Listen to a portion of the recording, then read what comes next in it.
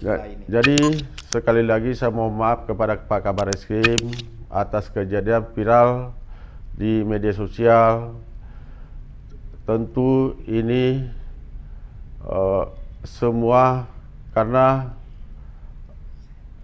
pemberitaan yang tidak benar. Syederalun, sepanjang tahun 2022 banyak kasus besar yang menyeret nama petinggi anggota Polri. Tidak terkecuali persoalan kasus tambang ilegal yang masih menjadi misteri.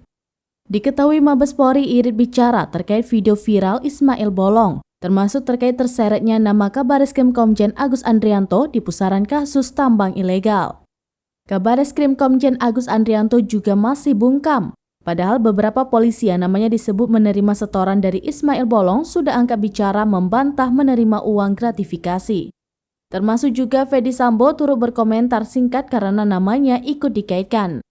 Kompolnas menyampaikan bahwa Mabes Polri akan segera membahas kasus dugaan suap tambang ilegal yang menyeret Kabareskrim Polri Komjen Agus Andrianto. Nantinya kasus itu akan dibahas pasca perhelatan KTT G20.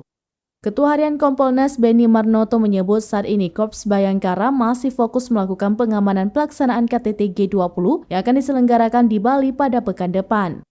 Setelah G20, kata Benny, Mabes Polri akan segera melakukan rapat bersama untuk membahas kasus tersebut.